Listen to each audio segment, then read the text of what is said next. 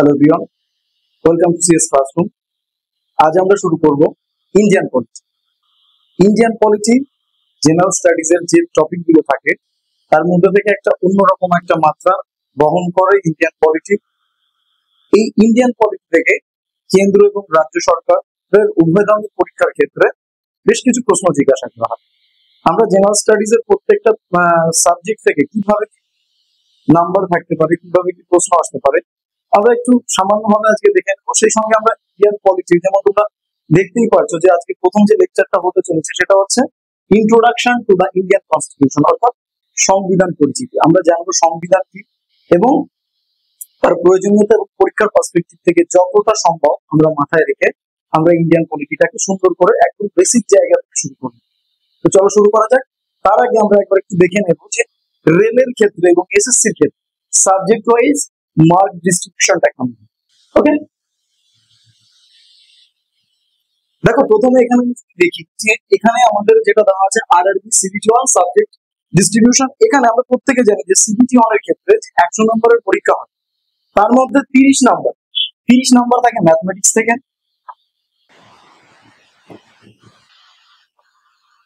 30 number থাকে mathematics থেকে, 30 number থাকে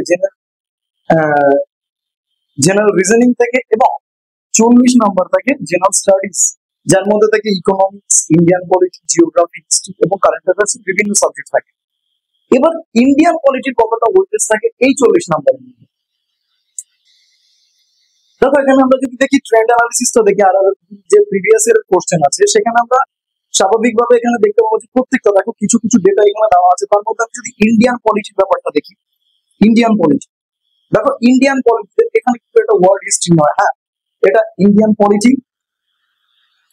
এখান থেকে মোটামুটি 7 থেকে 8%,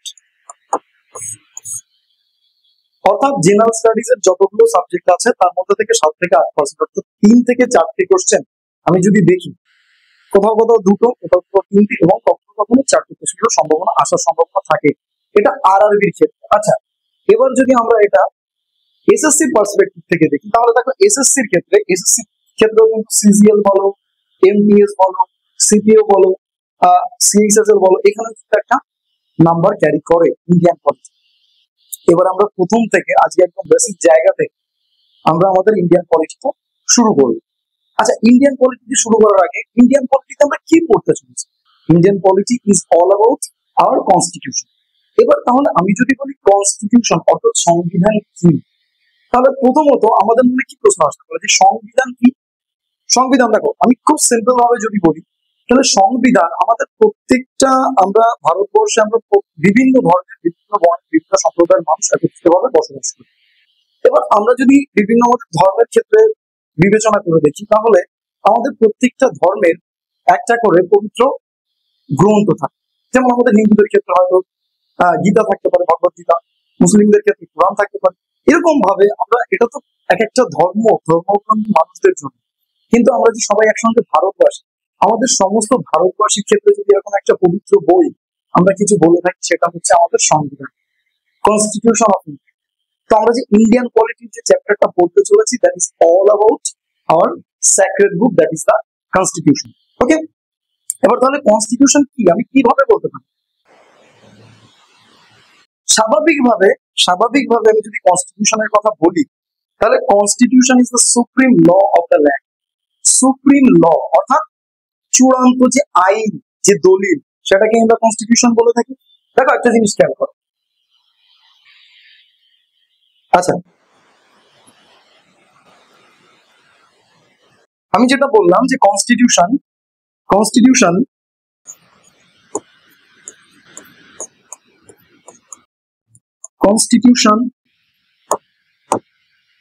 is the supreme law। Constitution কি? সুপ্রিম ল, চূড়ান্ত আইন। আমরা কি করি, আমাদের ফ্যামিলিতে হয়তো বাবা বা মা কেউ একজন আমাদের থেকে থাকে, আমরা যার কথাটাকে সবসময় প্রাধান্য দিই। সেরকম ভাবে আমাদের ভারতবর্ষের ক্ষেত্রে আমাদের কনস্টিটিউশন, যেটা আমরা প্রত্যেকটা ভারতবাসী আমরা নিজেরা তৈরি করছি। এই কনস্টিটিউশন কেন তৈরি করেছি? যাতে আমরা নিজেদেরকে নিজেরা ঠিকঠাক ভাবে পরিচালনা করতে পারে। কেন? এটা যদি আমি ঐতিহাসিক প্রেক্ষাপটটা দেখি, দেখো আমরা সবাই জানি যে 200 বছর ধরে ব্রিটিশরা আমাদের উপর শাসন করেছে, শোষণ করেছে, বিভিন্ন ভাবে তারা আমাদের উপর দখলদারি করার চেষ্টা করেছে। এবার আমরা এই 200 বছরের ব্রিটিশ শাসনকে অপসারণ করে আমরা তখন নিজেরা আমাদের কনস্টিটিউশন তৈরি করলাম, যাতে যে আমরা আমাদের দেশের আইন কি হবে সেটা আমরা সবাই নিজেরা সেটাকে তৈরি করতে পারি। কারণ আমরা চাইনি যে আমাদের বাইরের থেকে আর কেউ এসে আমাদেরকে শাসন করুক। তাহলে কনস্টিটিউশন এমন একটা বই যেখানে আমরা নিজেরা কিছু আইন তৈরি করেছি, আর সেই আইনটাকে ফলো করে আমরা প্রত্যেকে চলাচল করার চেষ্টা করছি। আচ্ছা, constitution is the supreme law of the land. আরেকটা আমি কথা বলতে পারি যে constitution it is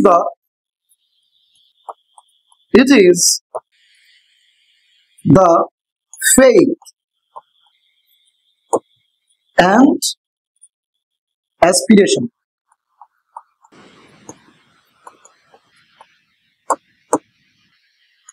of the pupils. এখানে একটা জিনিসে খেয়াল করো, faith and aspirations. faith and aspiration, প্রত্যেকে আমরা কারো না কারোর উপর কোনো না কোনো ভাবে বিশ্বাস রাখি। আমাদের কাছে আমাদের কনস্টিটিউশন আছে, তার মানে আমরা কনস্টিটিউশনের উপর এই রাস্তা রেখেছি যে কোনোভাবে আমরা যদি কোনোভাবে কোনো অন্যায়ের সম্মুখীন হই, কোনো অবিচারের সম্মুখীন হই, তখন আলটিমেটলি আমাদেরকে প্রোটেক্ট করবে কে? আমাদের কনস্টিটিউশন। কারণ কনস্টিটিউশনের ঊর্ধ্বে কোনো আইন হতে পারে না, কোনো শাসন হতে পারে না আমাদের ভারতবর্ষের ক্ষেত্রে। আচ্ছা, এবার কথা হচ্ছে এই যে আমি যে বললাম faith and aspiration.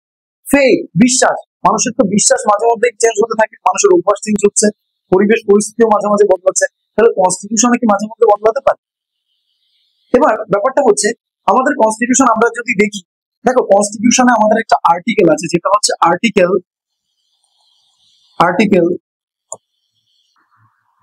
368।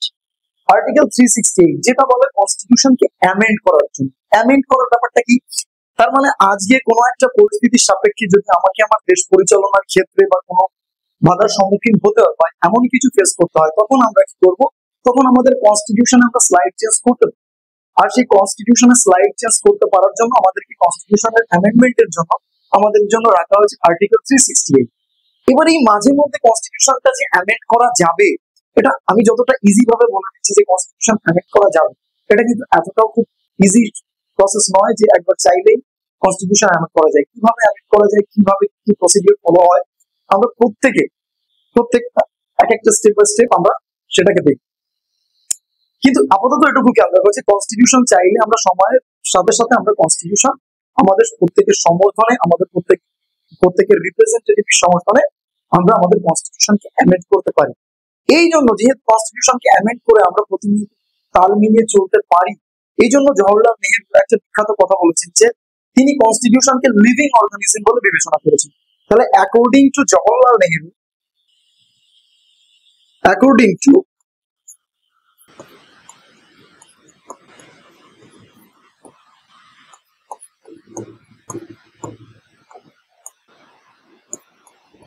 it is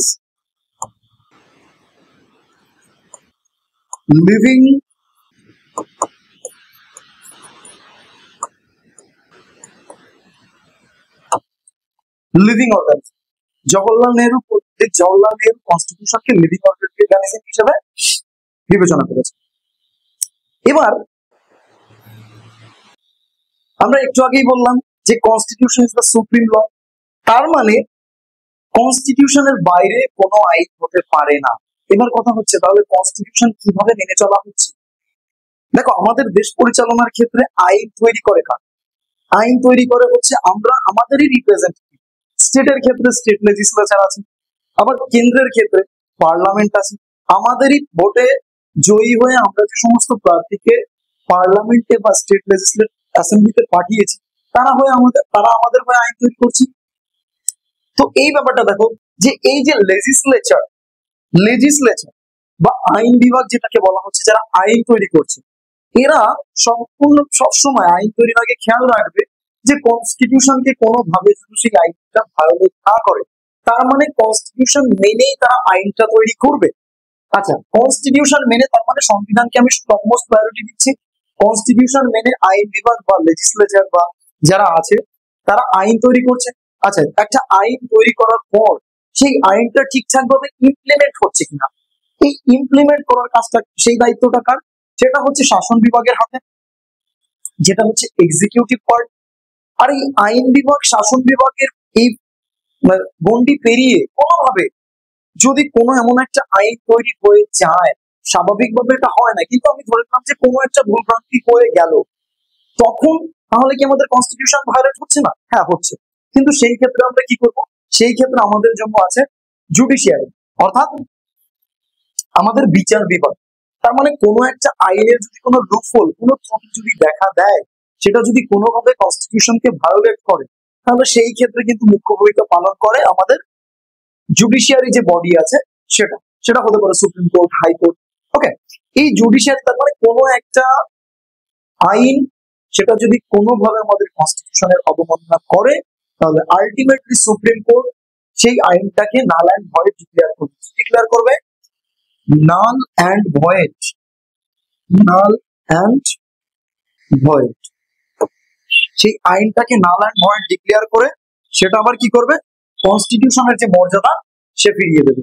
এইভাবে দেখো আলটিমেটলি একটা সাইকেলের মাধ্যমে কিন্তু আমাদের কনস্টিটিউশন আমরা প্রতিনিয়ত মেনে চলছি। ওকে, এবার দেখো এখানে আমি কনস্টিটিউশনের কিছু বৈশিষ্ট্য লিখেছি, যেটা অলরেডি আমি একবার বললাম যে it is the supreme law of the land, দেশের সর্বোচ্চ আইনগত দলিল। তার মানে এই আইনগত দলিলটা, এটা মেনেই আমরা আমাদের দেশ পরিচালনা হচ্ছে। আমরা নিজেদেরকে বিভিন্ন ভাবে বিভিন্ন সময়ে পরিস্থিতির সঙ্গে, সময়ের সঙ্গে সঙ্গে আমরা কিন্তু আমাদের দেশের সঙ্গে সঙ্গে আমরা নিজেদেরকে মানিয়ে চলছি। তারপর দেখো সেকেন্ড যেটা খুব ইম্পর্টেন্ট, যে it controls the power of the government.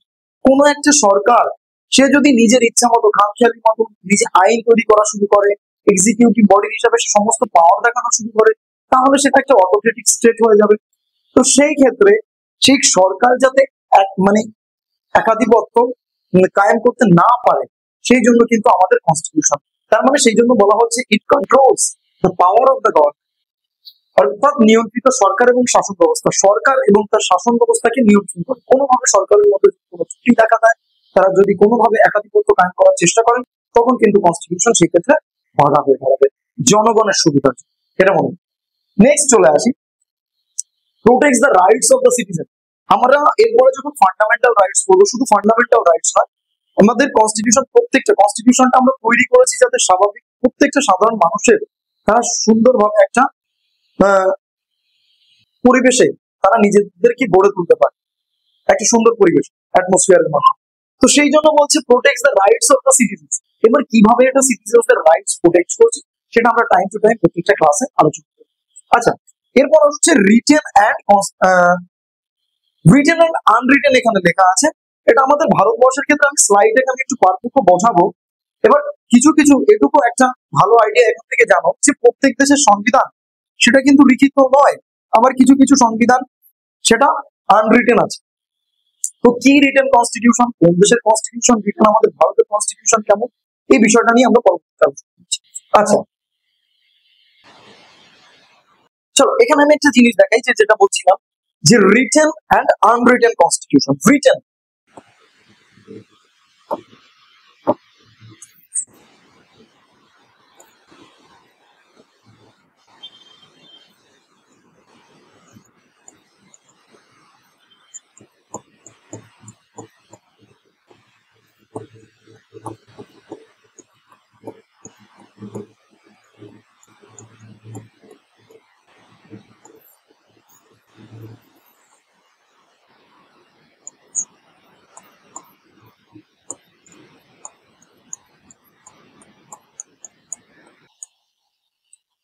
Written constitution, unwritten constitution.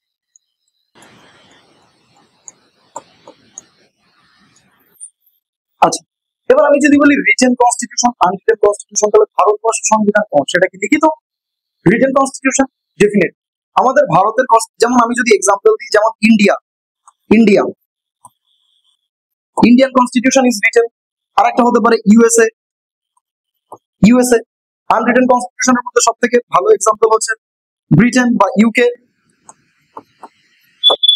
এবার কথা হচ্ছে রিটেন আনরিটেন, লিখিত তো বুঝলাম, তাহলে আনরিটেন কনস্টিটিউশন কি, তাহলে কিভাবে দেশ পরিচালনা হয়? দেখো, রিটেন মানে হচ্ছে all the laws R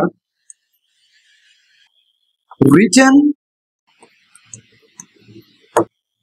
and codified in a single document.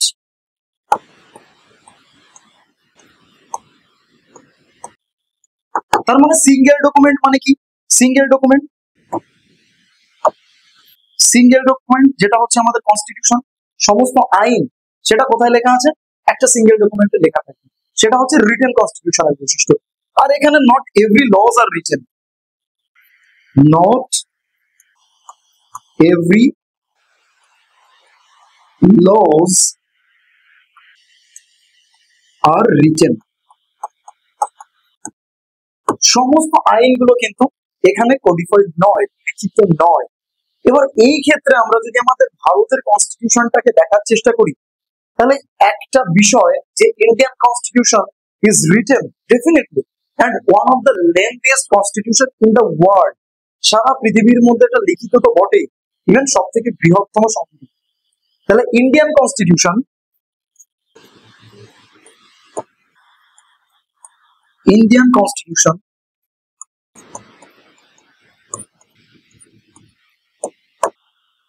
is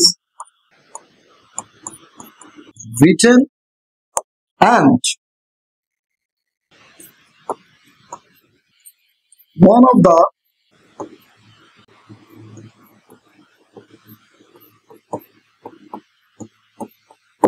lengthiest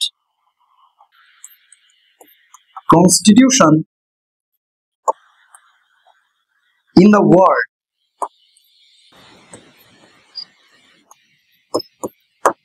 ভারতের সংবিধান লিখিত তো বটেই, সেই সঙ্গে সঙ্গে পৃথিবীর মধ্যে এটা সব থেকে বৃহত্তম একটা কনস্টিটিউশন। ওকে, আচ্ছা, এই সাথে সাথে আমরা আরেকটা জিনিস দেখব, সেটা হচ্ছে unitary constitution and federal constitution. Unitary constitution কাকে বলে, ফেডারেল কনস্টিটিউশন কাকে বলে? তাহলে আমরা দেখলাম কনস্টিটিউশন দুটো ধরনের হতে পারে, একটা লিখিত, একটা অলিখিত, একটা রিটেন কনস্টিটিউশন, একটা হতে পারে আনরিটেন কনস্টিটিউশন। এর বাইরে আর দুটো পার্ট হয়, একটা ইউনিটারি কনস্টিটিউশন, একটা ফেডারেল কনস্টিটিউশন। কি সেটা সেটা জানতে গেলে আমাকে দুটো ওয়ার্ডের উপর ফোকাস করতে হবে, সেটা হচ্ছে unitary constitution and federal constitution. প্রথম কথা, ইউনিটারিতে আমাকে একটা টার্ম খুব ইম্পর্টেন্ট, যেটা হচ্ছে এখানে আমাকে খেয়াল রাখতে হবে যে ডেলিগেশন।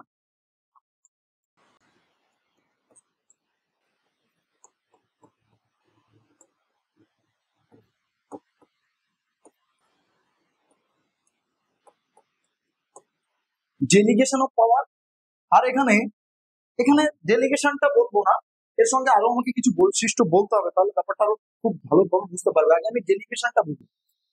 আর এখানে ফেডারেল কনস্টিটিউশনের ক্ষেত্রে আমাদের সব থেকে ক্লাসিক এক্সাম্পল হচ্ছে ইউএসএ, কনস্টিটিউশন অফ ইউএসএ।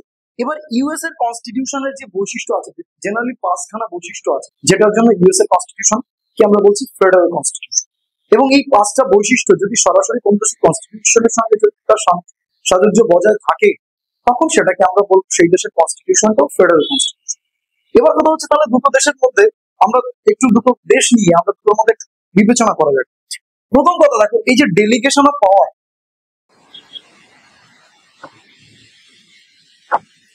এটার সব থেকে একটা ক্লাসিক এক্সাম্পল হচ্ছে ইউকে। আর এটা যদি দেখি ইউএস। আচ্ছা, ইউএস এর ফেডারেল কনস্টিটিউশন হওয়ার জন্য 5খানা বৈশিষ্ট্য দরকার। কি? প্রথমত, আমি যদি প্রথমটা বলি, এক হচ্ছে তোমার ডুয়াল গভর্নমেন্ট।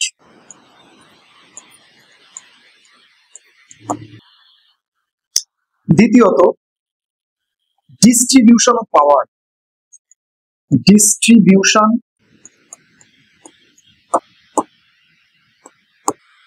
of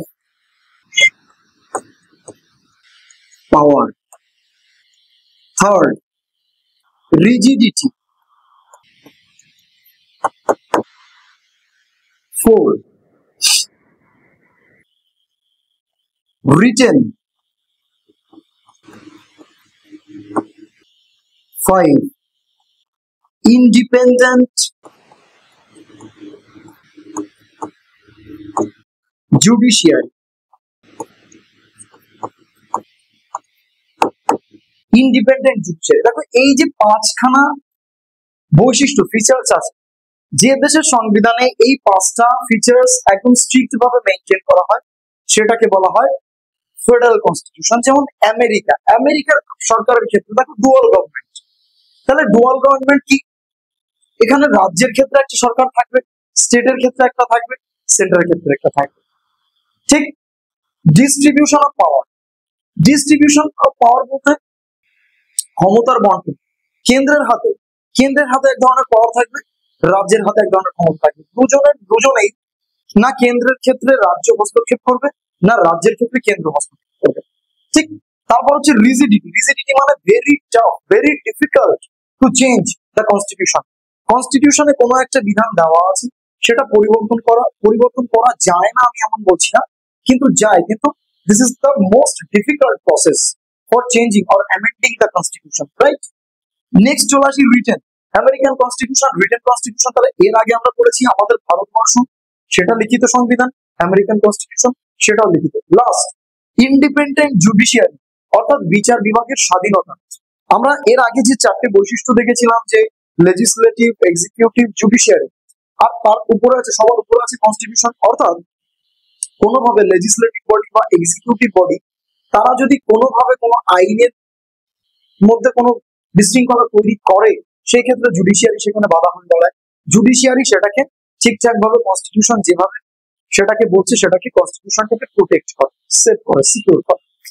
তো ইন্ডিপেন্ডেন্ট জুডিশিয়ারি, বিচার বিভাগের স্বাধীনতা, এই পাঁচটা বৈশিষ্ট্য যে দেশের সংবিধানে খুব স্পষ্টভাবে উল্লেখ করা থাকবে সেটাকেই আমরা স্বাভাবিকভাবে ফেডারেল কনস্টিটিউশনের আন্ডারে ফেলবো। আর এখানে ইউকের যে কনস্টিটিউশন সেটাকে বলা হচ্ছে ডেলিগেশন। এবার এখানে সিম্পল একটা বৈশিষ্ট্য আমাদের এখানে পার্থক্য এখানে বুঝতে হবে, যে what is delegation and what is distribution. খেয়াল করো, ডেলিগেশন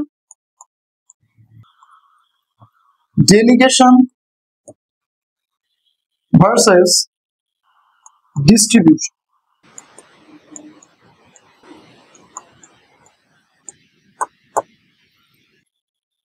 খুব সিম্পল ভাবে আমি একটা এক্সাম্পল দিচ্ছি। ধরে নাও সামনে আমাদের কোনো একটা পুজো বা কোনো একটা অনুষ্ঠান আমরা করতে চলেছি। সেখানে আমরা কি করলাম, আমরা পাঁচজনকে দায়িত্ব দিলাম যে তুমি এই সাইডটা দেখবে, তুমি এই সাইডটা দেখবে। এইভাবে আমরা যখন পাঁচজনকে পাঁচটা দায়িত্ব দিয়ে দিচ্ছি, যে তুমি খাবারের দিকটা দেখো, তুমি প্যান্ডেলের দিকটা দেখো, বা তুমি গেস্টদের কিভাবে আহ্বান করা যাবে সেই দিকটা দেখো, তুমি কালচারাল সাইডটা দেখো। এই যে সমস্ত জিনিসগুলো যখন আমরা পাঁচ ব্যক্তির মধ্যে দিচ্ছি, এই পাঁচ ব্যক্তিকে যদি সম্পূর্ণভাবে আমি দায়িত্বটা দিয়ে দিই, ধরো আমি এ কে একটা দায়িত্ব দিলাম, এ সেই দায়িত্বটা সম্পূর্ণভাবে পালন করবে, সেখানে আমি বা অন্য কেউ সেখানে হস্তক্ষেপ করবে না, সেটাকে বলা হচ্ছে এই চূড়ান্ত ভাবে একে যে আমি দায়িত্বটা দিলাম বা বিকে যে দায়িত্বটা দিলাম, এটাকে আমি বলছি ডিস্ট্রিবিউশন, ক্ষমতাটা পুরোপুরি হস্তান্তর করা। আর সেখানে ডেলিগেশনটা কি? ডেলিগেশনে একটা কনসেপ্ট থাকে, একটা হচ্ছে সুপেরিয়র অথরিটি থাকবে, সুপেরিয়র অ্যান্ড ইনফেরিয়র অথরিটি। মানে এখানে একজন সুপেরিয়র থাকবে, একজন ইনফেরিয়র থাকবে। তার মানে আমি হয়তো এবিসিডি পাঁচজনকে পাঁচ রকমের কাজের দায়ভার আমি অর্পণ করলাম ঠিকই, কিন্তু আলটিমেটলি সেটা উপর থেকে কন্ট্রোল করছি আমি। আমার মনে হলো যে এ কোনো একটা কাজ করতে গিয়ে এমন কিছু একটা করছে যেটা আমার পছন্দ হলো না, আমি সুপেরিয়র অথরিটি, আমার সেটা পছন্দ হলো না, আমি কিন্তু একে থামিয়ে দিতে পারি, বা একে আমি সেই কাজটা অন্যরকম ভাবে করার পরামর্শ দিতে পারি। অথবা আমার যদি কোনোভাবে একে পছন্দ না হয়, তাহলে আমি এ নামক যে ব্যক্তিটা আছে তার থেকে সম্পূর্ণ পাওয়ারটা আমি ছিনিয়ে আমি নিজে সেটাকে পালন করলাম বা অন্য কারোর হাতে দিয়ে দিলাম। তাহলে একে আমি হয়তো সাময়িক সময়ের জন্য আমি ক্ষমতাটা দিচ্ছি, কিন্তু আমি পরিপূর্ণভাবে তার কাছে হস্তান্তর করে দিচ্ছি। এটা হচ্ছে ডেলিগেশন। আর ডিস্ট্রিবিউশন, ডিস্ট্রিবিউশন মানে আমি পরিপূর্ণভাবে তোমার হাতে ছেড়ে দিচ্ছি, তুমি সম্পূর্ণ প্ল্যানিংটা তুমি নিজে করছো এবং সেই অনুযায়ী কিভাবে কি করতে হচ্ছে সমস্ত বিষয়টা তুমি দিকপালটা তুমি দেখছো, নিয়ন্ত্রণ করছো। That is called distribution. আর যখন সুপেরিয়র ইনফেরিয়র অথরিটির একটা অস্তিত্ব চলে আসছে, যে তখন আলটিমেটলি পাওয়ারটা কারোর হাতে দেওয়া হলেও সেটা কেউ না কেউ চূড়ান্ত ভাবে কেউ না কেউ সেটাকে কন্ট্রোল করছে, দ্যাটস কল্ড ডেলিগেশন। তার মানে সাময়িক সময়ের জন্য আমি হয়তো দিচ্ছি, কিন্তু পরবর্তীতে চাইলে আমি তোমার হাত থেকে ছিনিয়ে নিতে পারি, দ্যাট ইজ কল্ড ডেলিগেশন। আর সম্পূর্ণভাবে আমি যখন তোমার হাতে হস্তক্ষেপ করে দিচ্ছি তখন সেটা হচ্ছে ডিস্ট্রিবিউশন। ওকে, তাহলে ভারতের অবস্থানটা ঠিক কোথায়? ভারতকে কি আমরা ফেডারেল কনস্টিটিউশন বলবো নাকি ভারতকে আমরা ইউনিটারি কনস্টিটিউশন বলবো? চলো দেখে নেওয়া যাক। তাহলে আমরা ডেলিগেশনের ব্যাপারটা বুঝেছি, ডিস্ট্রিবিউশনের ব্যাপারটা দেখেছি। এবার কথা হচ্ছে ভারত যদি এই পাঁচটা বৈশিষ্ট্য পুরোপুরি ভারতের অন্তর্গত থাকে তাহলে সেটাকে ভারতকে আমরা ফেডারেল কনস্টিটিউশন বলতে পারি। আর যদি ইউকের মতো ডেলিগেশন অফ পাওয়ার থাকে তাহলে সেটাকে আমরা ইউনিটারি কনস্টিটিউশন বলতে পারি। তোমাদের কি মনে হচ্ছে, ভারতের কনস্টিটিউশন ইউনিটারি কনস্টিটিউশন নাকি ফেডারেল কনস্টিটিউশন? চলো দেখে নেওয়া যাক। সিম্পল ভাবে দেখো, আমরা নিজেরা একটু বিচার করি। দেখো, প্রথম ভারতের কনস্টিটিউশন ফেডারেল কিনা। আমি যদি এই পাঁচটা বৈশিষ্ট্যের সঙ্গে পুরোপুরি ভাবে ভারতের কনস্টিটিউশনের দিক পেয়ে যাই তাহলে আমরা ভারতের কনস্টিটিউশনকে ফেডারেল কনস্টিটিউশন বলতে পারি। আর যদি না পাই তাহলে সেটা ফেডারেল নয়, ইউনিটারি কনস্টিটিউশন হচ্ছে। তাহলে চলো প্রথমে একটা একটা করে বৈশিষ্ট্য দেখা যাক। Dual government. ডুয়াল গভর্নমেন্ট ভারতের ক্ষেত্রে কি ডুয়াল গভর্নমেন্টের অস্তিত্ব আছে? অর্থাৎ একদিকে কেন্দ্র সরকার থাকবে, একদিকে রাজ্য সরকার থাকবে।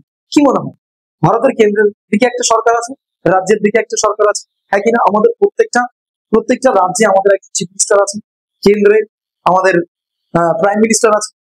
তো ভারতে কি ডুয়াল গভর্নমেন্ট ব্যবস্থা আছে? হ্যাঁ, ভারতে ডুয়াল গভর্নমেন্ট ব্যবস্থা আছে। কিন্তু এখানে আরেকটা প্রশ্ন থেকে যায় যে ভারতে যদি ডুয়াল গভর্নমেন্ট থেকে থাকে তাহলে যখন দেশে ইমার্জেন্সি লাইক সিচুয়েশন তৈরি হয় তখন তখন কি ধরনের সরকার থাকে? তুমি খেয়াল করে দেখো, যদি ভারতবর্ষের কোনো কারণে এমার্জেন্সি ডিক্লেয়ার হয়ে যায় তখন কিন্তু রাজ্য সরকারের হাতে ক্ষমতা থাকে না, সমস্তটা কিন্তু কেন্দ্র সরকারের হাতে চলে যায়। তার মানে ডুয়াল গভর্নমেন্ট নর্মাল সিচুয়েশনে সেটা যদিও থেকে থাকে, এমার্জেন্সি সিচুয়েশনে কিন্তু ডুয়াল গভর্নমেন্টের যে ইনফেরিয়ার যে সরকার সেটার কিন্তু অস্তিত্ব পুরোপুরি থাকছে না, সমস্তটা কেন্দ্রের হাতে চলে যায়। তার মানে একদিকে যেমন ডুয়াল গভর্নমেন্টের অস্তিত্ব আছে নর্মাল টাইমে, কিন্তু এমার্জেন্সি সিচুয়েশনে কিন্তু সেই ডুয়াল গভর্নমেন্টের অস্তিত্ব থাকছে না। Second, distribution of power. আচ্ছা, ডিস্ট্রিবিউশন অফ পাওয়ার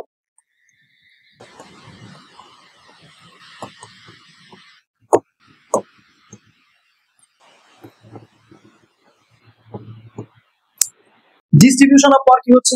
ভারতের ক্ষেত্রে আমরা যদি দেখি আমাদের যে শিডিউল আছে সেখানে 7 নম্বর শিডিউলে একদম স্পষ্ট ভাবে ফেডারেল স্ট্রাকচারের কথা বলা আছে, ফেডারেলিজমের কথা বলা আছে।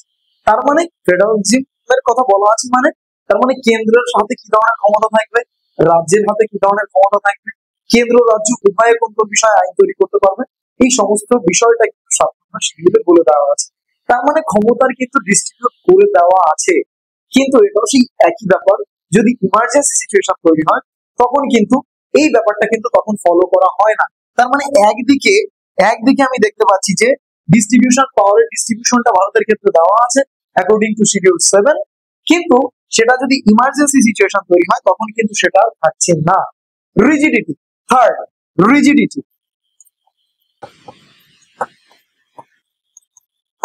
একদমই তাই, ভারতের কনস্টিটিউশন এটা অ্যামেন্ড করতে গেলে অনেক কাঠখড় করতে হয়। আজকে কেন্দ্র সরকার চাইলে দুম করে কনস্টিটিউশন অ্যামেন্ড করে দিতে পারে না, রাজ্য সরকার চাইলে তো পারেই।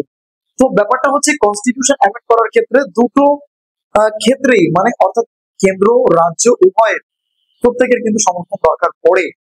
তো এটা one of the most difficult process আমি বলতে পারি। সো এটা একটা ডিফিকাল্ট প্রসেস। তো আমি সুতরাং রিজিডিটি ব্যাপারটা যেটা কঠোরতা, সংবিধান পরিবর্তনের ক্ষেত্রে যে কঠোর আইন মেনে চলা হয় সেটাও কিন্তু ভারতের ক্ষেত্রে লক্ষ্য করা যায়। আচ্ছা, রিটেন। রিটেন ইন্ডিয়ান কনস্টিটিউশন একটু আগে আমরা পড়েছি, written one of the lengthiest and written constitution. তাহলে ভারতের সংবিধান লিখিত। আর 5 নাম্বার চলে আসি, independent judiciary. Independent judiciary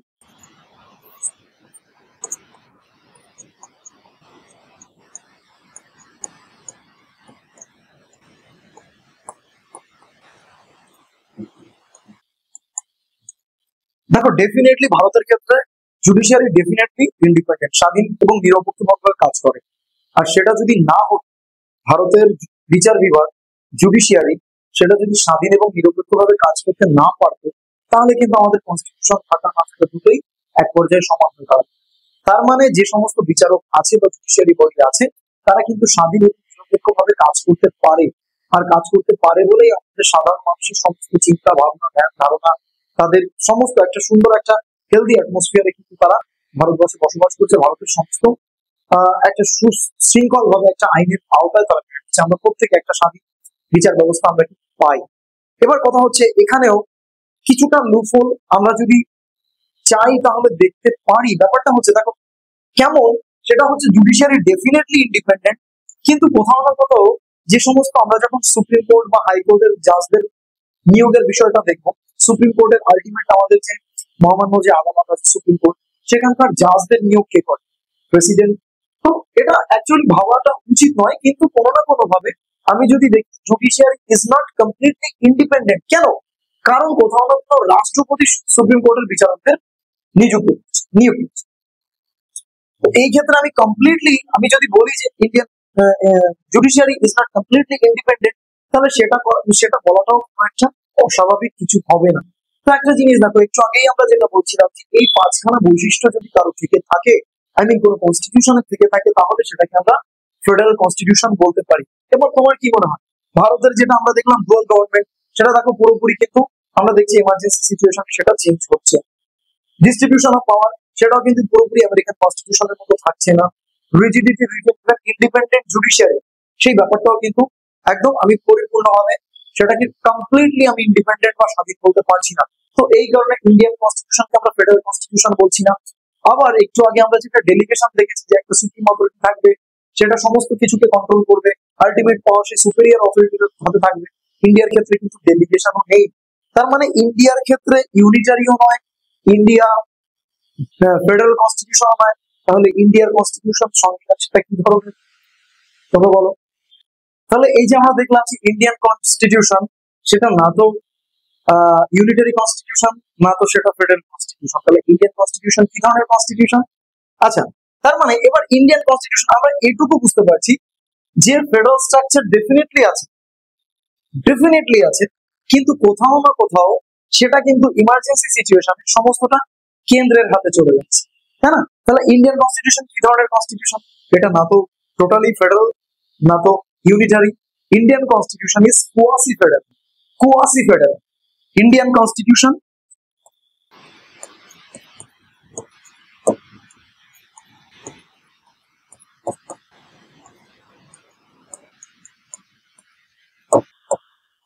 is quasi federal. সেটা কেমন? তার মানে দুটোরই মেলবন্ধন করে। নর্মাল সিচুয়েশনে ফেডারেল স্ট্রাকচারের মতো কাজ করছে, কিন্তু যখন এমার্জেন্সি সিচুয়েশন তৈরি হচ্ছে, তখন কিন্তু পাওয়ারটা কেন্দ্রের হাতে চলে যাচ্ছে। তাহলে আমি এটা বলতে পারি quasi federal with unitary tilt. এবার তোমাদের জন্য আমার একটা প্রশ্ন থাকবে, সেটা হচ্ছে যেটা the concept of federation with strong center has been taken from, এটা দেখতেই পাচ্ছ এনটিপিসি 2021 এর একটা প্রশ্ন। তার মানে বলতে চাই যে concept of federation with strong centre, তার মানে একটু আগে আমি যেটা বলছিলাম কেন্দ্রের দিকে ঝোঁকটা একটু বেশি। এই যে কনসেপ্টটা, মানে কোয়াসি ফেডারেল কনসেপ্ট, আমি যদি খুব ইজিলি বলি, তাহলে এই কোয়াসি ফেডারেল যে কনসেপ্টটা, এই ধারণাটা আমরা অ্যাকচুয়ালি কোন দেশের কনস্টিটিউশন থেকে পেয়েছি? গ্রেট ব্রিটেন, ইউএসএ, কানাডা, কি আর? তোমরা প্রত্যেকে কমেন্ট বক্সে তোমাদের মত জানাও। থ্যাংক ইউ, ধন্যবাদ।